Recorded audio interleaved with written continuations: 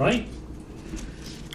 Cooperative Legacy Project interview number 72.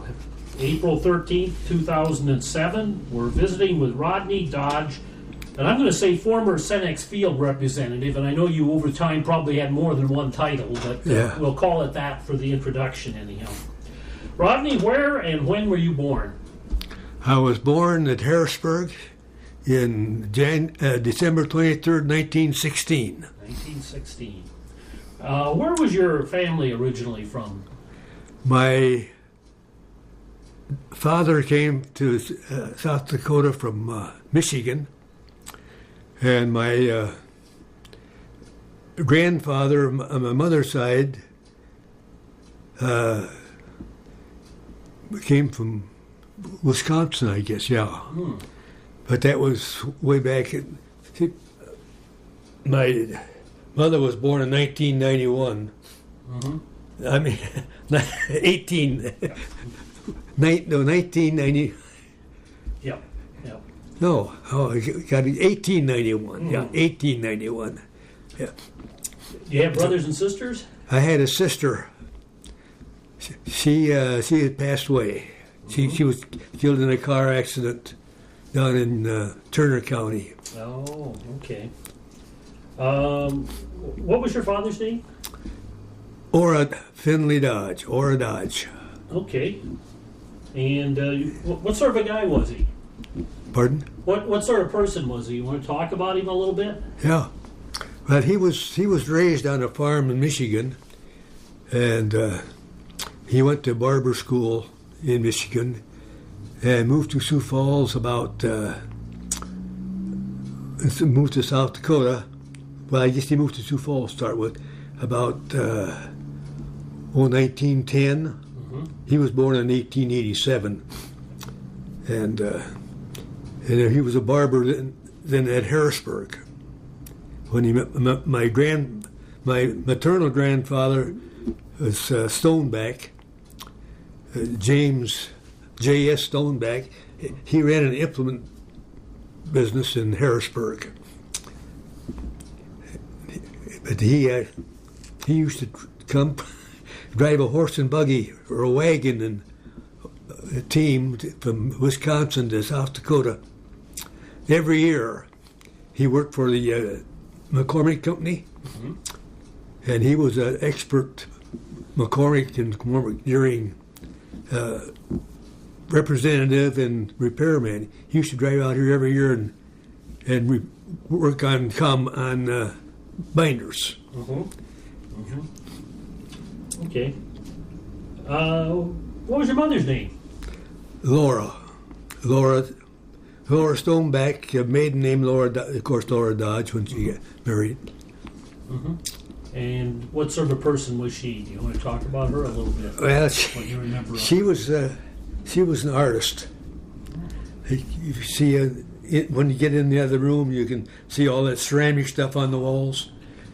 She did that. She did some paintings. She had to be busy all the time. She crocheted and water painted and did beadwork. And she was also a piano teacher and a beauty parlor operator. She was she was only about 5'2" or less, but she was a go-getter. Mm-hmm. What are some of your early memories as a kid in South Dakota a long time ago? Oh, well, I lived in Harrisburg until I was 16 years old. And I lived we lived in the town of Harrisburg.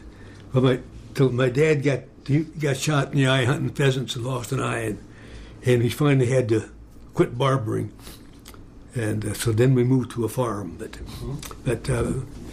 my childhood was typical small town, I guess. I sold the Minneapolis Tribune on weekends, and we used to go swimming and fishing down to Sioux River and Spring Creek and what Lake Elwyn is now. Just had a good time, really. We had a small community. We knew everybody in town by their first name, and the dogs by their first and last names. A little different than around here today. Yes, it is. It's just a very satisfactory childhood, I would say. There was no trauma involved. My grandparents, maternal grandparents, lived in Harrisburg too. My grandmother died when I was only about 9-10 years old. Well, less than that, about probably 8. But my grandfather kept on with the implement business there, and then his son took over his implement business.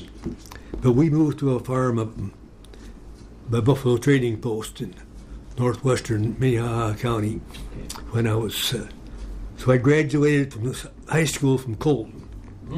Okay. Got my last half year at Colton, and last half my junior year and all of my senior year at Colton. But you went to grade school in Harrisburg? I went to grade school in Harrisburg, yeah. Okay. What was that like in those days? Was it? Well, we had a 2-story building with a fire escape tube slide down the side. It was. I played basketball. Believe it or not, I was only 5 foot tall, but I played basketball, and then they had a baseball team. We used to play the country schools around Lincoln County there. There were a lot of them back in those days. Yeah, there were a lot of them. Yeah. Okay. What did you want to do when you were young?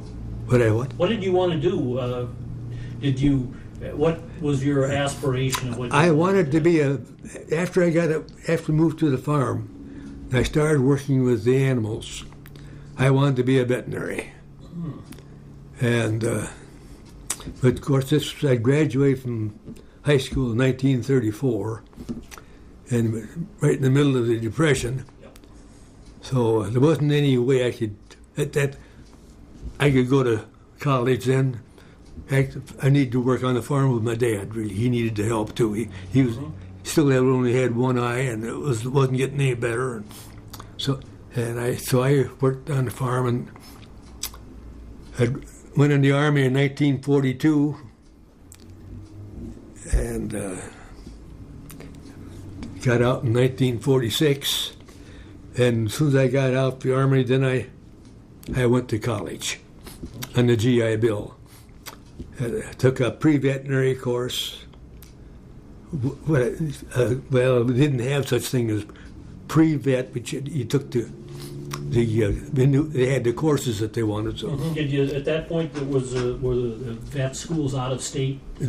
Iowa and Minnesota both had vet schools. There was none here in South Dakota. No, there still isn't. Still isn't one in South Dakota. No. So I went a year to Augustana, and then wasn't getting the right kind of courses that I want, so I went to Brookings for a year. I got married in the meantime, and we moved to Brookings right after we got married. And I took these courses, the chemistry and biology courses that would can be considered pre-vet. And I applied all over I applied for about 6-7 different veterinary schools in the country. And at that time, it seemed like half the veterans that got out of the Army wanted to go to vet school. And so nobody was taking out of state students. Okay, we didn't have any reserve slots out of state at any schools back in those days, I suppose. No. So I actually quit school for a year then, and my folks, after I went in the Army and decided I wasn't going to be on a farm, my folks sold out the farm stuff and moved to Rock Rapids, Iowa, where my mother ran a cafe and Dad ran a filling station. So I quit Brookings then and I and my wife moved to Iowa for a year, trying to establish residence, and it didn't work. So then I went back to state for the other 2 years and graduated in agronomy. Okay. You mentioned that you went in the Army in 1942. What did you do between 42 and 46? That was a pretty eventful period in time. That was my Army years, yeah. Yes. Well, it's kind of strange Army career. After Pearl Harbor, I volunteered. But 4F, couldn't pass the physical. But I had already wearing glasses, and They didn't like glasses? I had them since I was in the 4th grade in school, but the Army didn't. And I also had a slight hearing defect, so they put me in 4F, and then about 6 months later they drafted me as 1A. And put me in the Air Force. They took this big exams, the tests that the Army gave, and I had a good IQ and everything. So they said, well, you're going to be in the Air Force. So then I went to armament school and gun sight specialist school, and was assigned to a heavy bombardment group. Oh, okay. Working with B-17s and B-24s. And actually, after I got out of this, I went to school in Denver. After I got out of school, I actually was sent back to Rapid City to serve in the heavy bombardment group there. And with the satellites at Pierre and Ainsworth, I served some time in all of them. We were training bombardment crews. So we got our orders to report for debarkation. We was going to send us away. Everybody packed their bags, took them down to the depot. They were still running the train south out of Rapid at that time. And we were waiting for make up the train, and the CEO came by and says, load them back up in your trucks, boys. You've been made a permanent training group. So from there on, and then I served in Fort Collins for a while, and Geiger Field, Washington for a while. Near Spokane, right? And in the training camp, and then I finally wound up at Mountain Home, Idaho. I spent more of my time there, but all I did was working with the planes. B-24s, B-29s. Did you keep track of where the guys went to that you trained? Well, most of the guys that were in their group at Sioux Falls, at Rapid City, stayed there. The only ones that we lost were ones that got in trouble locally. They shipped them overseas. I even signed up to be a gunner, a belly turner in a 17. Yeah. I tried to volunteer for that. They said, no, you're gonna, your hearing's too bad and your eyesight's too bad. You can't. So I just gave up and stayed in the training group until I was discharged. I was going to say that was a pretty dangerous occupation, a turret gunner, but then there wasn't any occupation on one of those bombers that wasn't dangerous. Right. And I was trained in their operation. That was part of my armament training, was bomb racks, turrets, bomb sights, the Sperry gun sight, and the Norden gun sight, bomb sight, and the Sperry gun sight. And so I wound up mostly working on planes. After I'd been, over the last 2 years, I was in there. I was what they called a TO compliance crew. tech order compliance. That was crew of two. I and another fellow had made staff sergeant, and they put us in a crew. All we did was modify armament on the planes, almost entirely on the bomber. We had a few P-38s and P-40s and stuff that we didn't work much on them. We were a heavy bombardment group. That's where we stayed. Mm-hmm. Okay. Am I talking too much? No, not at all. I try not to interrupt when somebody starts talking. I'm trying to learn to be a better listener. But if I get too vocal here, speak up, because I'm 90 years old now, and have a tendency to run off the mouth some, I'm sure. Not a problem. That's not a problem at all. In fact, I interviewed a guy last fall who I asked him 2 questions, and an hour later he said, "Am I giving you too much detail?" And I said, "No, not at all. Just make the interview very easy." And you got out in 1946? Yeah. Okay. And you said you got married. Where did you meet your wife at? Well, we were living while I was in the Army. When we moved from Buffalo Trading Post, we moved to a farm down here by T. And then after I got drafted, my folks moved to a farm just on the outskirts of Harrisburg. It was the first place west of Harrisburg. Mm-hmm. Matter of fact, it belonged to my mother's brother, George Stoneback. And so when I got discharged, I moved back in with them.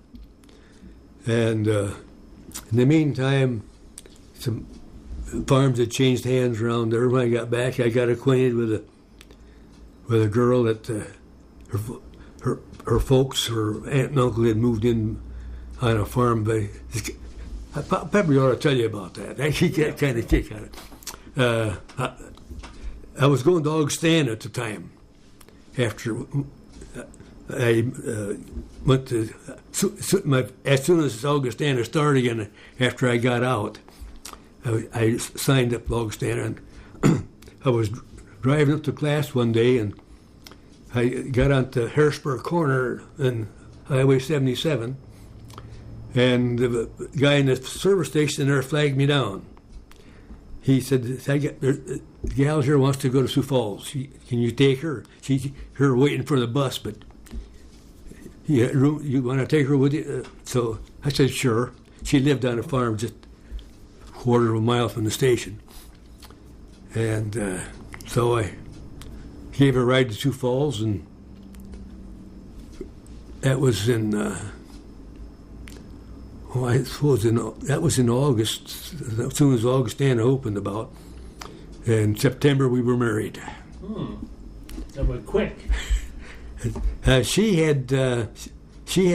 was a school teacher, and she had been, when the war broke out, she went into the Army and taught code here in Sioux Falls at the at the Air Force Base here. They drafted some of those teachers and so she had taught there, and then when this closed this base, they moved to St. Louis, but she was home on kind of a vacation when I picked her up. And okay. What was her name? Mildred Pearson. Okay. And do you have kids? Huh? You have kids? Did we have kids? Yeah. We have two. Two daughters. Mm-hmm. One of them lives at Rock Rapids, Iowa now. She's a librarian, has been in the school system over there for 25, 26, 7 years, something like that. Mm-hmm. Or more than that, maybe. And the other one lives in Vermilion. She's a physical therapist working on she's working out of Iowa, too. She's with the agency that that services the northwest corner of Iowa. for physical therapy in the schools in Northwest. And they have two children, and the one that's Vermilion has two children. So. Grandchildren then too? Huh? Great grandchildren? No. My oldest granddaughter is 20. She was 25 years old the 1st of April, and she just got her first boyfriend now. She just never. She was an athlete, and she went to school at Northern Iowa, and took physical education, and now she's teaching down in Southern Iowa and coaching basketball and baseball. Okay. Now, basketball for girls is a big thing, I guess. But now it is, it's going to be a big thing here in South Dakota, too. Yeah. But, okay. So, when you got out of school, what did you do then? Did you? When I got out of school, when I graduated in '51, and I was immediately hired by the Bureau of Reclamation. I was a soils major. Soils was my, and I stayed. I'd been working in the soils lab the last 2 years in college, and the Bureau of Reclamation hired me and left me there for a year, and then they moved me to Montana to classify soils for irrigation. And while I was out there, and wife wasn't too fond of Montana, but where were you at in Montana? Pardon? Where were you at in Montana? Well, we spent a year in Great Falls and a year in Bozeman. Okay. I liked it fine out there. The fishing was good, the hunting was good. Yeah, pretty country. Oh, yeah. But then one day they called me up from the university and wanted if I wanted to come back and run the soil testing lab. The guy that was running that was going to go on sabbatical for a couple of years to get his PhD, and so I came back and I ran the soils lab for about 5-6 years. And then the Cenex, Boyd Meyer, you probably run across his name. He started calling me out, and he just wouldn't leave me alone. He had to hire me. It finally made an offer I could. Was he was he regional manager at that time? Yes. Okay. He had previously been manager at Salem. Is that right? Alexandria. I knew it was in that vicinity. Yeah, but he was and he moved to Salem when he got this job with Cenex. He worked out of Salem then, and so I went to work for Cenex as a ag rep. That's back then. South Dakota was using about 3,000 tons of fertilizer a year, and I had the northern half of the state. Worked on educating the co-ops in the use of fertilizer. Yeah. They hadn't really done much of that prior to. Almost none. They sold a few bags. And not very many of those. But I started working, getting the farm call program going, and educating the employees, and started building bulk fertilizer plants. We got it up pretty good volume. But then I worked at that for about 5 years, and then they decided they needed a district supervisor out West River, so they hired me to take on West River as a district supervisor. Had the whole operation in. What year would that have been? Oh, let's see. That would have been. I moved to Pierre in 1967. Okay. Were there quite a few co-ops out west in those days? There didn't seem to be as many by the 70s as there were at East River, certainly. Yeah, no, there wasn't a lot of co-ops out there. But, there was, but we were working with both the oil companies and the elevators. Okay. And so I had quite a few. I had a big territory to cover. Matter of fact, I drove about 65,000 miles a year while I was out there. most of it after dark. Now, did you have the entire West River, or? Everything. Well, so it was a line north and south through Pier, you might say. Okay. So you didn't get as far east as, say, Lyman County. No, I didn't get far east. Then after I'd been out there for a while, then they moved me to Mitchell, and then I had the south central portion. Yeah. Okay. Had your parents been cooperative members? Nope. I had no experience with co-ops at all until Boyd hired me, and then I started working with the co-ops. Did co-ops then seem to be kind of a good way for farmers to do business? Oh yeah, it was. They all should have. A lot of them did too, of course. The volumes of the co-ops really took off about that time. We were getting a lot of. When I went to work for them, there was maybe a couple $100,000 a year in sales. By the time I quit, they were over $1 million than there was under $1 million. That was probably a time frame when a lot of them were building new stations as opposed to the original buildings that they had been in since they were started. And they were building facilities. Even if they had old stations, they were putting up fertilizer bulk plants and bigger petroleum bulk plants. They were expanding and putting up satellites.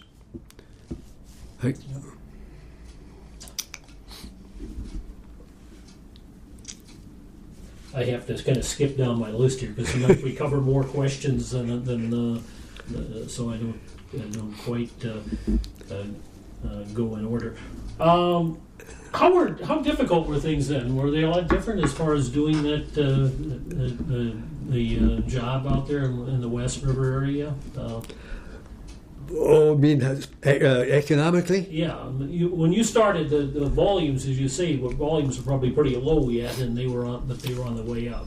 Yeah, they were quite low yet. The biggest problems the co-ops had at that time, while I was a district supervisor out there, was accounts receivable. The farmers were wanting to buy, but just having a hard time paying for it. And the co-ops are having a hard time collecting from the farmers, of course. And this was only 20 or 30 years after the Depression, when so many of them had gone under, and the principle then was you pay when you get whatever it is.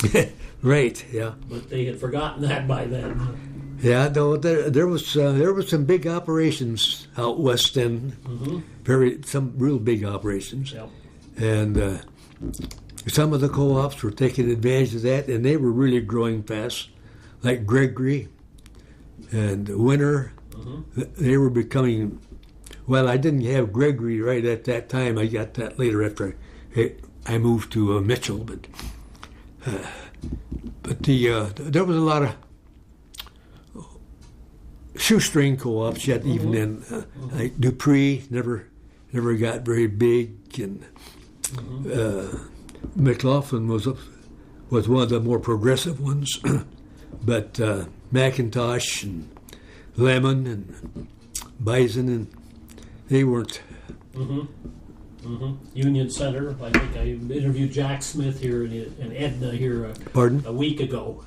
You weren't? At Union Center. Oh yeah. That Union Center was one of the bigger ones. They at that time they started that one in Sturgis quite early, but Union Center was still the main headquarters. Now they've got Belle Fourche too, but Union Center was. But they were one of the better volume ones. Also, had the biggest accounts receivable. That's too, because there were some big operations there, and the co-op was more or less financing them, and they had trouble with some of the directors because they wanted to. Because that seems to be a recurring problem for co-ops always. Yeah, well, I don't know. It's a mindset of the patrons or a mindset of the companies. Mm-hmm. But I think there was like the one in Pier. Finally had to close that one up. They were most of their business was west of Pier, out in the range country, and it just wasn't. After the irrigation came in, it looked like it was going to do better, and it did better on that part of it, but it wasn't big enough volume to. Mm-hmm. Mm-hmm. You mentioned the co-op at Winter. Was there still a bit of rivalry going on between the Central Exchange, or later on Cenex, and Farmland Industries for those accounts? Winter was a farmland account. Yeah. It wasn't a co-op. I did business with them. Mm-hmm. I called on them regularly, but I never had the business. Yeah. Same way with Martin and Baseland. They were essentially a farmland co-op, but I did a lot of petroleum business. Eventually, I did most of their fertilizer business, and I got into I was a supervisor out there.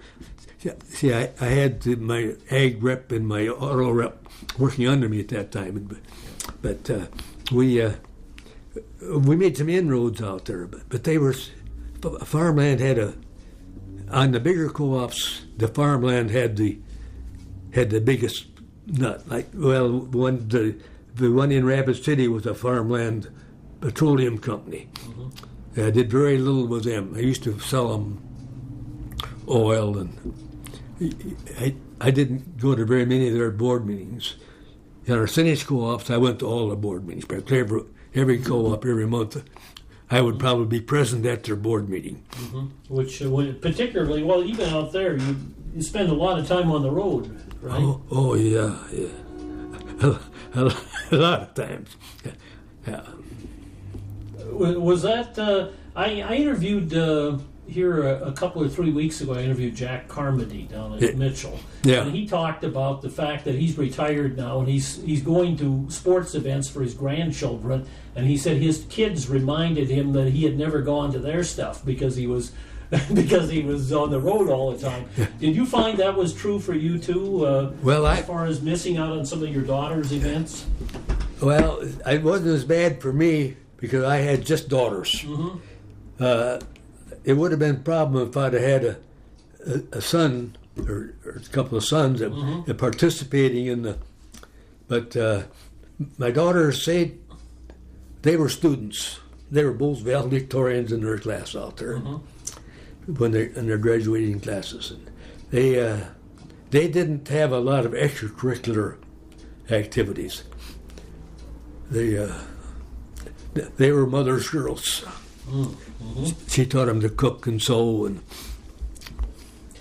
one of the things that have visited about with some of the other co-op folks that I've interviewed is in the early 1970s we had the Arab oil embargo.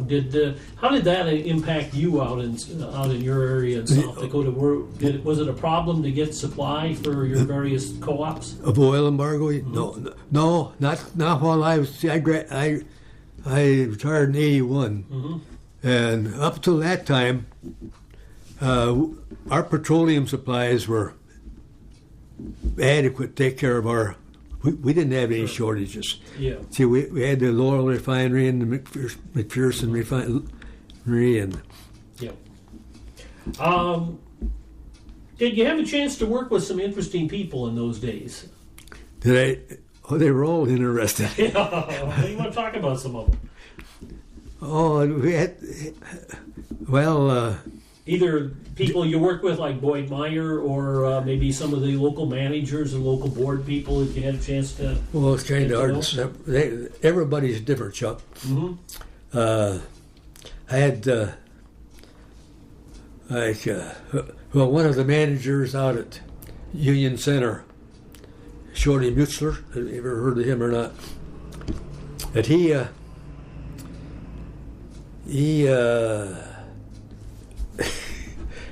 was different. he was an older man.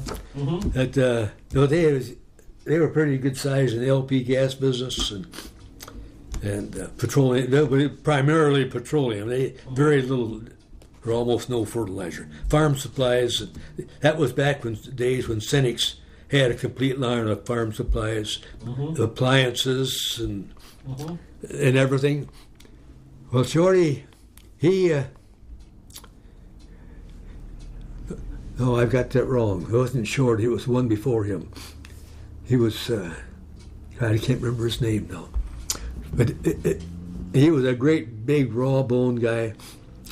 And I remember one time a gal called up. Her LP gas stove wasn't working right. So he went out to fix it, started taking it apart. I said, you clean this up and I'll come back and work on it.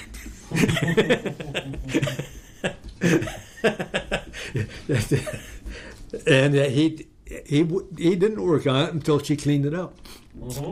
And then the Shorty Mutzler, I was talking, my main experience with him was at the pier. He was a pretty good manager. This guy out at Union Center had some shortcomings. Well, but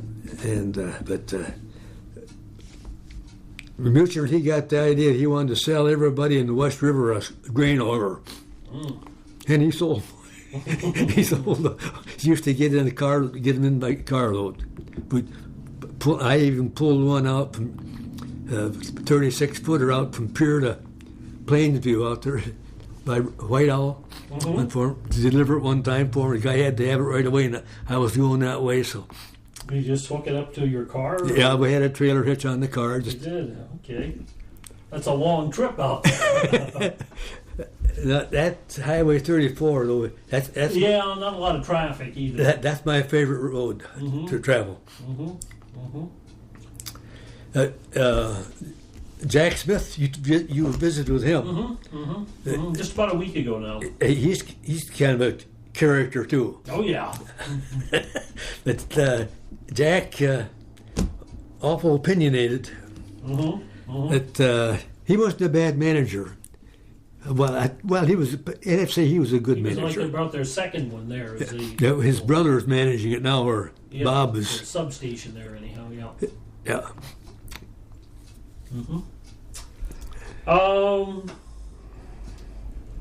One of the things that I think was a characteristic about some folks in South Dakota was the fact that there were people out here who thought that maybe co-ops were some sort of an un-American kind of a thing. Did you ever run into any of that? I never run into any of that, no. There was some, not that I recognized in a way, but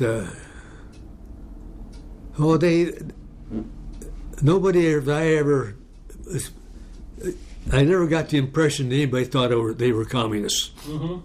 They were different. They had a hard time understanding how the co-ops worked. But I got the good managers. Like my best managers were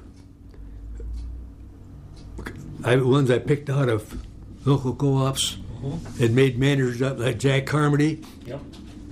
He was at Oldham, and I went to management school one time. Every time they had a management school in St. Paul, they'd have a field staff come in and go with them. And I never had Jack as a manager under me, but I was so impressed with him. And so when I got back out to my job, I hired Jack, talked him into coming over and managing for me. And Dean Rasmussen was a carpenter. He was a manager. That was my co-op. And I talked him into coming on the field staff. A couple of jewels, those two. You bet. And there was others, but it was a challenging I enjoyed it. It was a challenging job. It was, especially after when I started out, of course, I was in my field. I was working with soils. After I got into the finance and management of the co-ops, I had to learn a lot more. But it was a real challenging job. Now, you would go to a lot of co-op annual meetings. Did you develop any particular strategy for trying to explain the annual statement to the members? I used to read the annual statement for all of my co-ops after I became a district supervisor. And yes, I tried to go through the annual statement with them and explain the operation of it. And I was partially successful, I think. The thing I can remember the most about that part of it was at Union Center. They were issuing, they weren't paying anything out in patronage. They were accumulating patronage and to the patrons. And they had a big operator out there that wanted to cash in his patronage. He had that with his money, and they hated to lose him. That they couldn't legally retire one patron's patronage. Well, yeah. If they retire one, they have to retire them all. And so I had several heart-to-heart meetings with them and told them they could go ahead and pay that guy out, but they'd have to come out of their pockets. And they didn't probably think that was such a wonderful idea. No, they didn't like that. I told them, well, if you pay out, if you retire their patronage, that guy's patronage, you're going to retire everybody's patronage across the board. Oh, they couldn't do that. They couldn't believe that. But and so they didn't. But I think later on, after I left that territory and came over to work with the companies out of Mitchell, I think they figured something out, or they under the table somehow, or I think they. But if any one patron out there had challenged that, they would have had to fold the company and pay them all. Yeah. Now, normally they will set a year or an age for people, don't they? When they're going to pay. That depends on the local co-ops. Depends on their economic situation. On their economic system. Most of them have got it's in their bylaws that they will retain the patronage for working capital. But I had one company down here at Tyndall that they had in their bylaws that they would retire 50% of their patronage every year. Well, they busted them. There's another company that I didn't work with very well. I did for a while at Toronto. They were a rich, well-organized, well-managed co-op, and they retired some patronage every year too. But there were some companies that could never retire patronage, like little Dante down there. They no way that they could. They had to keep that patronage. It was all. If they ever liquidated, well, then it would be prorated out. It belonged to the farm patrons, all right. It belonged to them. It was theirs, but they couldn't. They wouldn't be forced to pay it. Couldn't be forced to pay it. That's the way the bylaws and constitutions had to be written up. Yeah, a lot of them at that time were paying out 20%, weren't they? Oh, a lot of them. There were some that would pay out maybe 20% one year, or maybe 30 another year, or maybe only 10, Yeah. or none some years. It all depends on their cash flow problem. Sure. Yeah. What about the savings at the regional level? Did they pay out based on that ever, or did they kind of consider that a separate kind of a thing? The regional paid out a percentage every year, which was taken into the local co-ops Yeah. and treated as really income from them. And they paid out, may or may not have paid out any of that. Yeah. They weren't forced to. Yeah. But it wasn't like Land O'Lakes. Land O'Lakes paid their patronage directly to the consumer. But Cenex never did. While I was working for them. Yeah. Land O'Lakes had local units, but they didn't really have a local co-op out there, did they? The Land O'Lakes? Yeah. No, that's right. Not the way that the oil companies. Any customer out there was a customer, and they paid their patronage. Now farmland didn't do that. Yeah. They had their local. I shouldn't talk about farmland. I don't know how they handled all of their patronage refunds. In a lot of years, it seems like they were paying out in recent times in the 80s, anyhow, and on into the 90s, 50% a year. And then Cenex started doing that. Were they doing that way back when you were? They never got up to 50%. Yeah. And they didn't always. They didn't always pay out. Well, I think they always tried to get 10% cash. But most of it was put in as stock. Yeah. Retained patronage. The farmland, they overdid it, of course. But they went out and they sold debentures for 10% when the interest rate was 4 or 5, and they're gone. And that's the reason they're gone. Yep. One of the reasons, in a way. How supportive was the regional staff in South St. Paul? Were they easy to work with for you? At the time I was working with them, they were very cooperative. It's entirely, I don't know how it is, it's entirely different now, I know. It's a different company now, but at that time, we had a lot of assistance from St. Paul. Yeah. Now, you when you would go out and work with a local co-op, you would try to encourage them to do the best thing for their local co-op. Yeah. Dean Rasmussen told me when I interviewed him, he mentioned that there were probably occasions when the best thing for the regional might have been different than the best thing for the local co-op, and he was impressed that the regional had never forced him to do something that was negative to the interests of the local co-op he was working with. No, that's right. No, they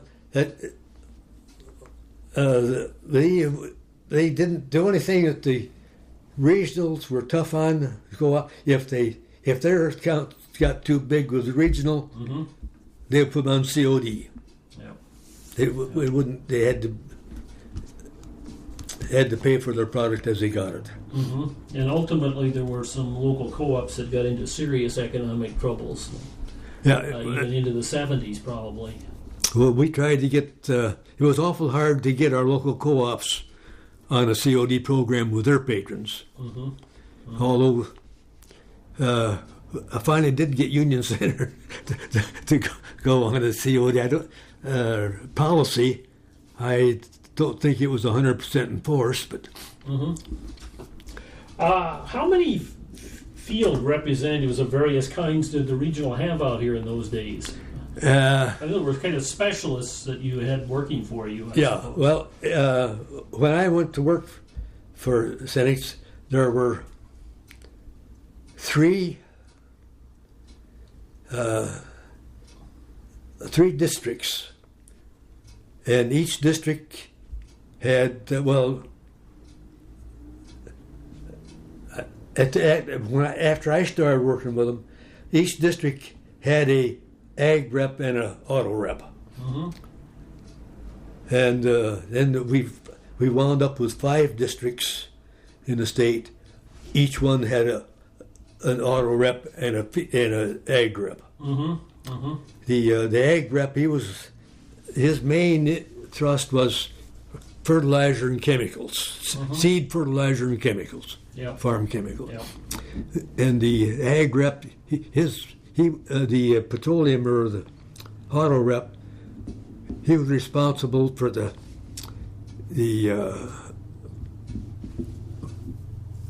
farm supply goods, autos, batteries, and accessories, oil, and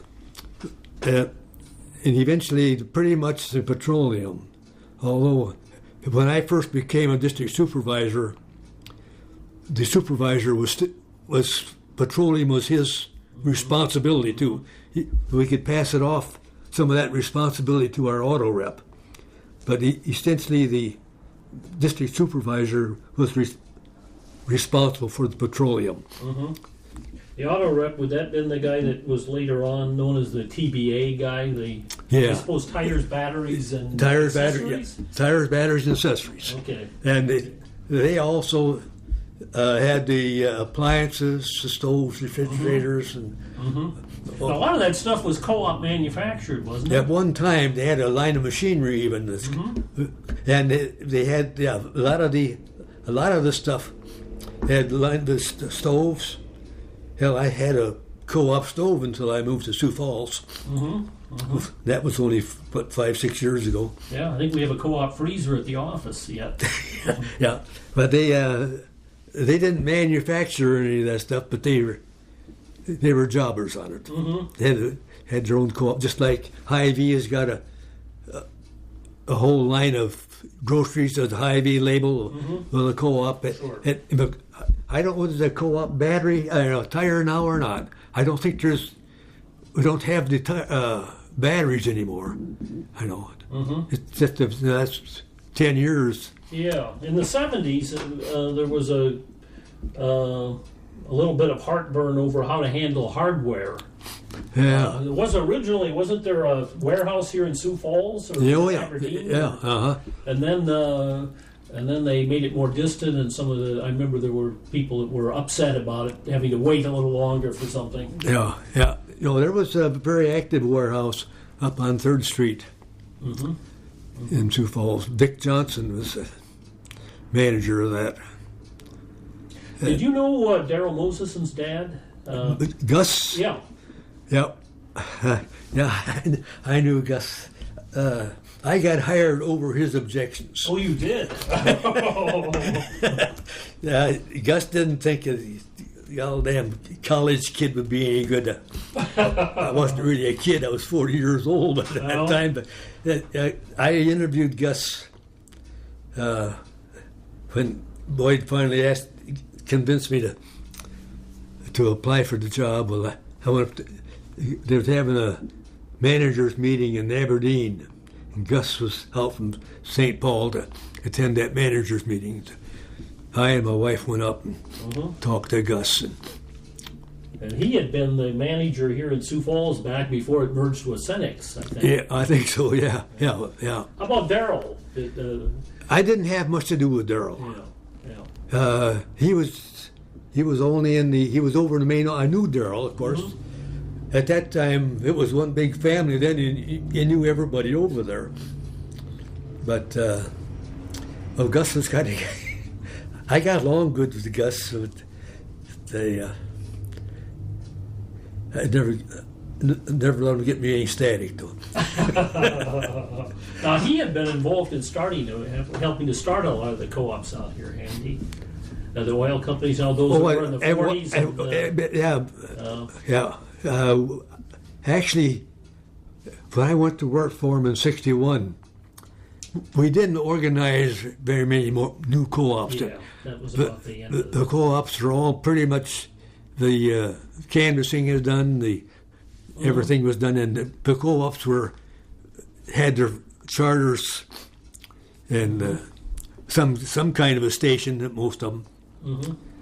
But Did you have any particular philosophy in working with the people that were under you out here as far as the field staff? Well, I pretty much let them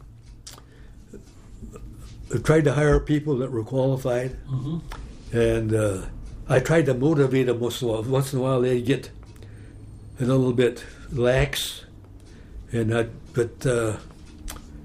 and I had a couple that didn't like the way I operated. And I didn't keep them very long. I didn't try to act as a hardline boss. No, they were under me, and I was responsible for their actions and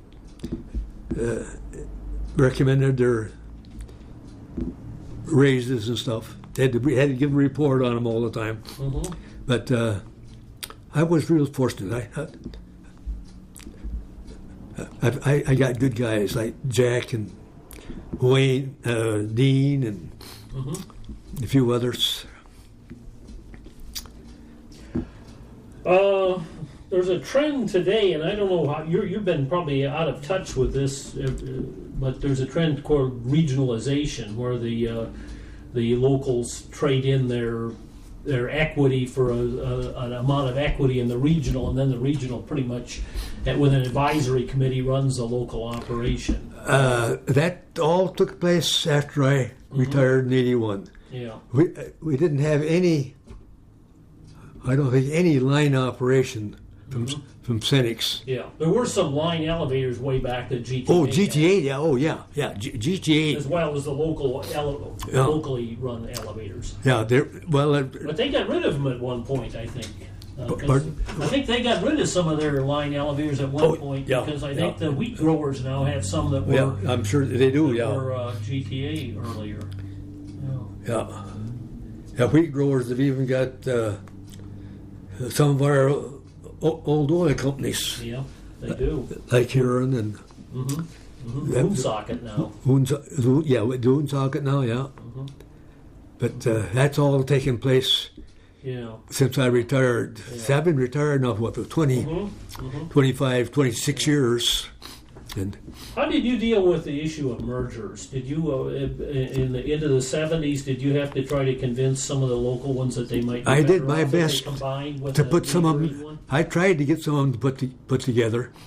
I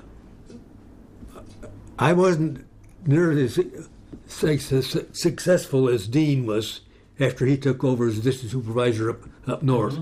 He was a real expert on putting mergers together. But the economy was getting more and more. I tried to. One that comes to mind with me is I had this little company, a Dante down here. Never going to go, no place to grow, and I tried to put them together with Tyndall, and I worked on that, but when it came right down to it, the director was voted against the merger.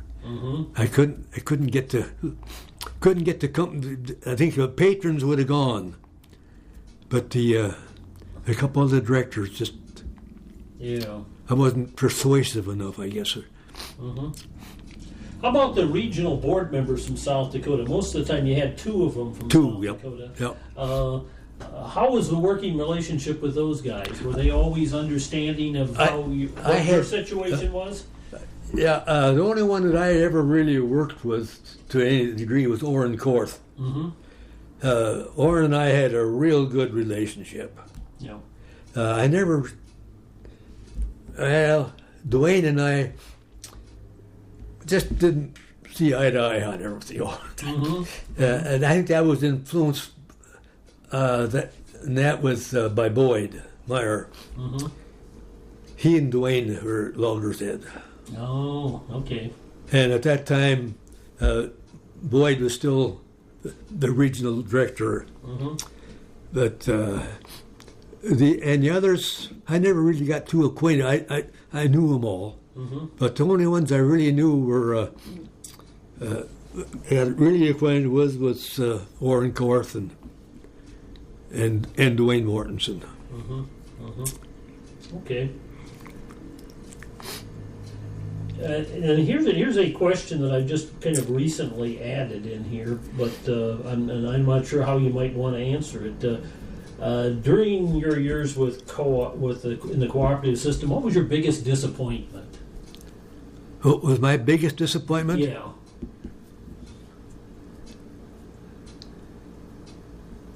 Oh, my biggest disappointment, I think, was probably in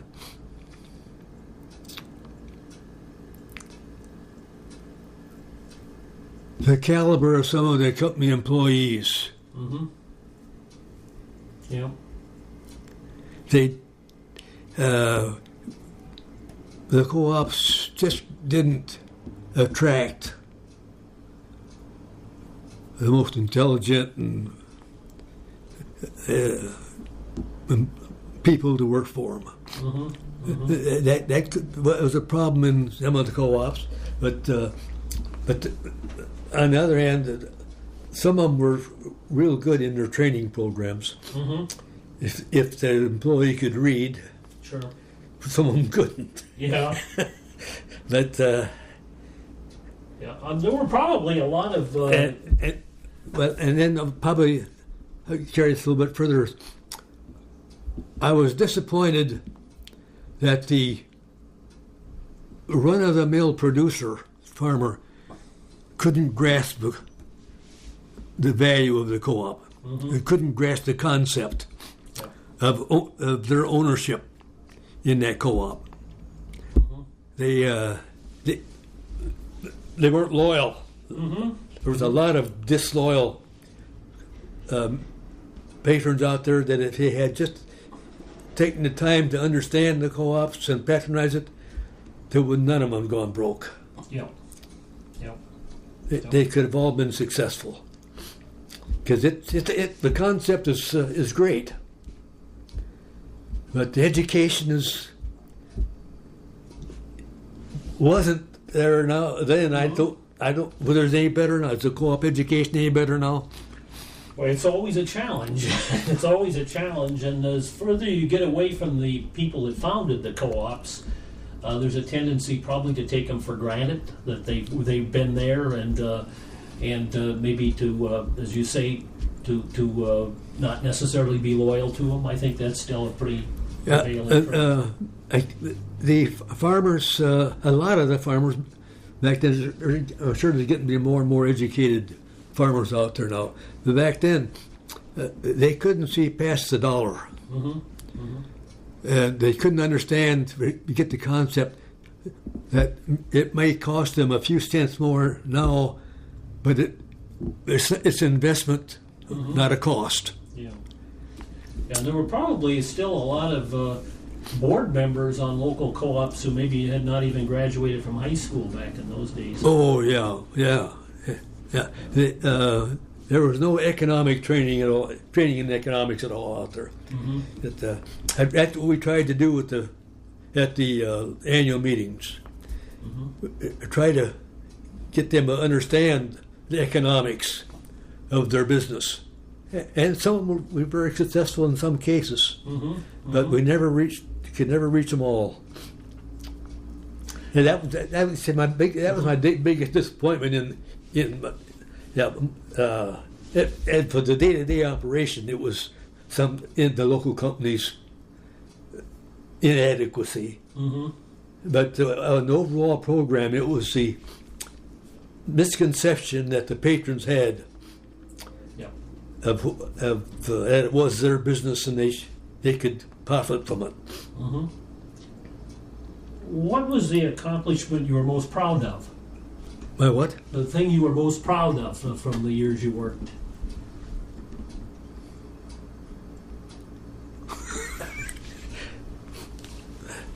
Well,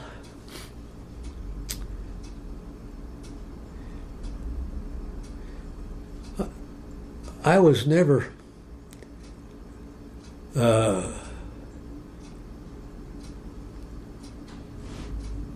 discouraged. Never.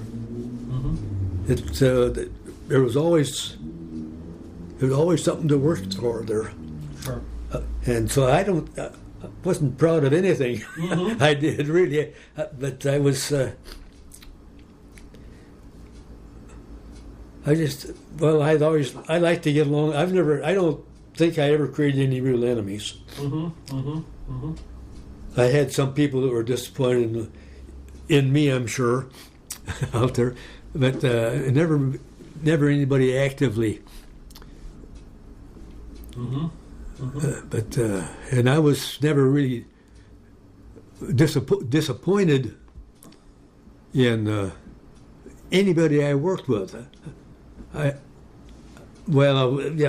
should disappoint at my poor judgment in selecting some of the people that I worked with, but I was pretty self-satisfied. Yeah.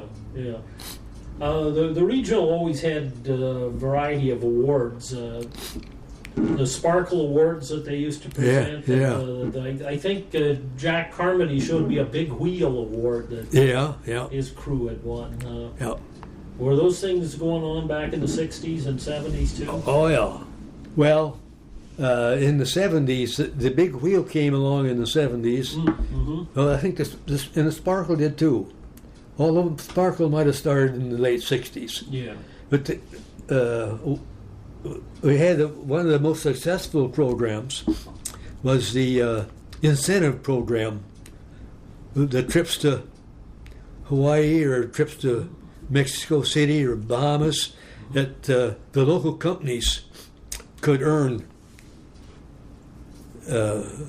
participation in that. Fully paid tours, vacations, lasted 3 or 4 days a week, and that created a lot of goodwill in the companies, and I'm sure it created a lot of business too, because it was based on more or less on volume. The field staff were always included. If they had companies going, then they were always included. They were there to entertain, host the local companies, local co-ops. Okay. And they also had. You probably heard about they had one just for the patrons, not the co-ops, to the trip to the Laurel Refinery, create interest in the petroleum business and pipelines, and there were a lot of bus trips into the regionals back in the 60s and 70s to visit, and they'd go through the regional facilities of both co-ops. Go to a Twins game or a Vikings game. Yeah, that was more in the 70s and 80s. There wasn't much of that in the 60s. Yeah, that was in the 70s and 80s. I wasn't there in the 80s, but I knew what was going on. Okay. You retired in 1981 then? Yep.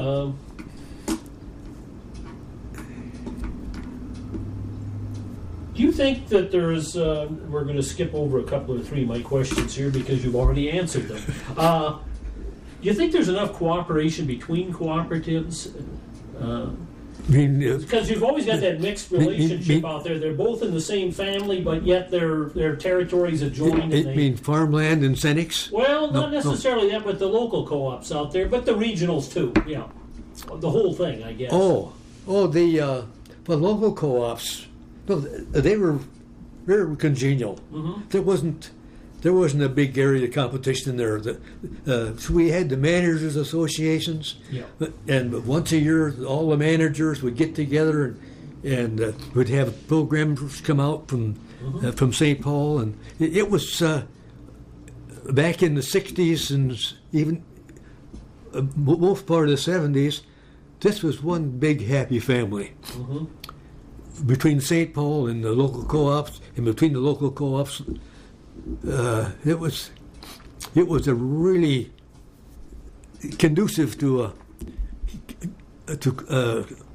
cooperation, not competition. Between regionals, and then there was competition there, particularly between farmland and Cenex, of course. There was the field staff. We got along with their field staff when we ran into them. And of course, the GTA, they were congenial because they were part of the Farmers Union family. Yeah. And but I don't know whether I answered your question or not. No, I think so. Yeah. Of course, today we've got some new value-added cooperatives out here that have started ethanol plants and that kind of thing. Have you followed that? I don't know how well. I not really follow it. I don't have a lot of information on. I know that a lot of the ethanol plants are farmer-owned. Yes, they're cooperative, like the one down at Chancellor. That's owned by the farmers. Yeah. It's in essence the same way that Cenex started out. And maybe it's a cooperative lesson for these guys to understand once again the value of that being their own business as opposed to an ethanol plant that isn't farmer owned. I don't know what influence our farmer-owned co-ops, petroleum and farm supply, have on those. I have any idea would that influence that operation, or do they don't belong to the Association of Co-ops, do they? The petroleum co-ops. I mean the ethanol co-ops. I guess I wouldn't absolutely say that they don't because I don't know for sure, but. I know some of them are organized now as limited liability corporations, but they're basically farmer owned and they basically are one man, one vote, so they might as well be co-ops. I wondered about that. I'm sure that they're not organized, that they have to be agriculturally major living has to come from co-op. They're investor owned. That's the limited liability ones in a way. Are partially investor owned too. But they still can be cooperatives.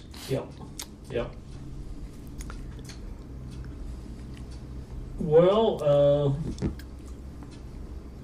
challenges facing cooperatives have changed over the years. What seems like the biggest change to you? You know, there's Jack talked to me a little bit about what he felt, and I guess I got this from a couple or three other people as well, that he referred to a kind of a family relationship that had previously existed, and suggested that today that in some degree that it was almost antagonistic as opposed to the way it used to be.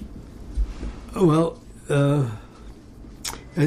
Jack was a great guy. He was.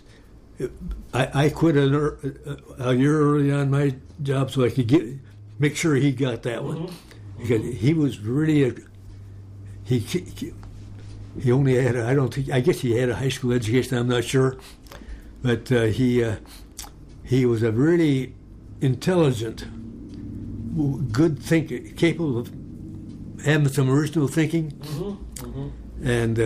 I would have to agree with Jack on this too, that the family orientation in the organization is gone. It's an investor, it's a dollar oriented company now. What sort of a relationship do you guys, after you're retired, have with now CHS Inc.? I get about 3 publications from them. Do they have a good pension program for you? They got a pension. I didn't think it's very good, but it's the pension program, insurance program, and it's every time somebody dies. Every time a retiree dies, I get a notification of it. They're keeping track of us, to an extent, in a way. But the intimate relationship is gone. Well, of course, after 26 years of retirement, who could I know Yeah. over there anymore? Yes, yes. I'm lucky to know a few in the States yet. I did have an experience a few years ago of nominating or doing a nomination form for Jim Zilverberg, who used to do the cartoons for the Farmers Union Herald, I think. He was from South Dakota here, and I was going to nominate him for the Co-op Hall of Fame, and I called Harvest States, which by that time was GTA and evolved into Harvest States, and nobody there knew who he was. He had been gone already. What'd you say his name was? Jim Zilverberg. I didn't. He was a cartoonist. And, Sure, yeah. I used to do yeah. at the GTA annual meetings. He used to sit out there and draw people's characters. images. Yeah. They didn't. But I called the main office, and they didn't even not to know where he was at. They didn't even know who he was anymore. Never heard of him. I thought that was kind of a disappointment. Yeah, I remember him. Yeah. But, well, it's when I went to work for Cenex, their total volume was the sales volume was something like $90 million. Well, hell, now it's $5 billion. So there's more to keep track of. So what are you doing these days? You're probably doing less than you used to do. I've 26 years. What have you been done over the time since you retired? Well, travel? Did you guys travel a bit? Not a lot. My wife was handicapped. She died. It'll be 3 years ago now. This next September. Yeah. And but she had rheumatoid arthritis, very bad. So she was handicapped, and so I had to more or less take over the house upkeep, the cooking and bed breaking and all that kind of stuff. Yeah. And so I've been kind of a housewife more, but and I my principal occupation now, especially in the wintertime, is reading. I love to read. Okay. That's the only thing my daughters buy me for Father's Day and Christmas, birthday is books. Hell, I think I probably read, since Christmas, I probably read 60, 70 books or more. Really? Wow.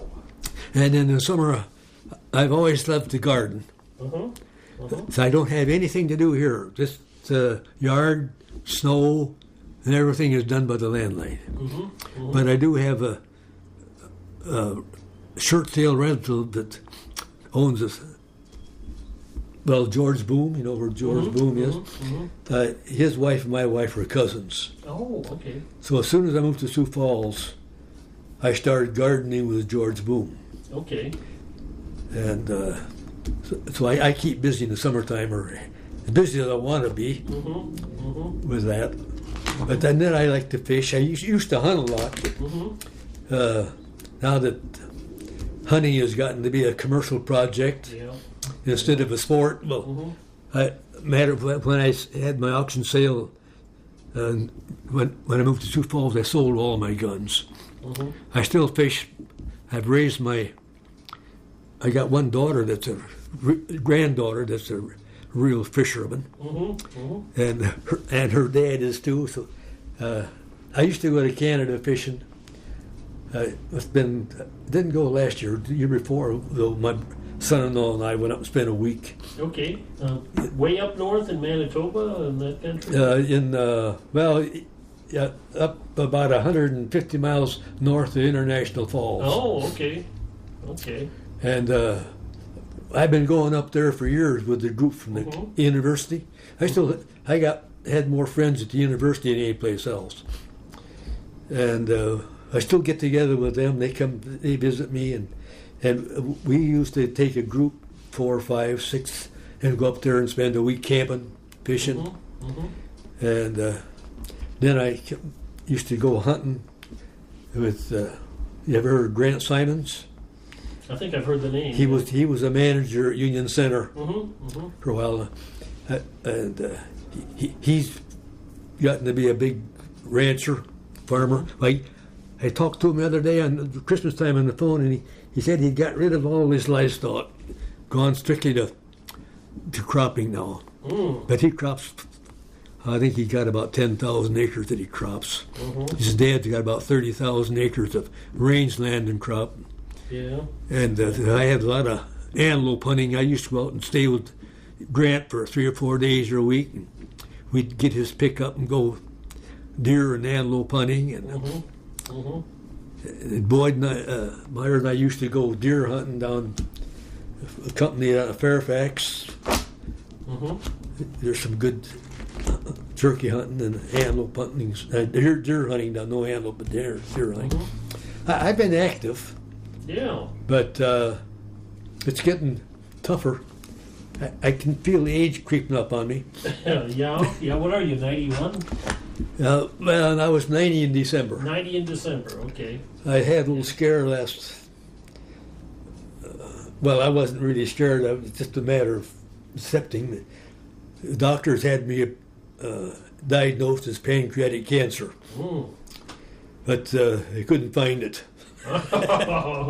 Okay. I just had a CAT scan Monday of this week. I'm still having a blood test every 2 months, but it's but they can't find it yet, so it's not there.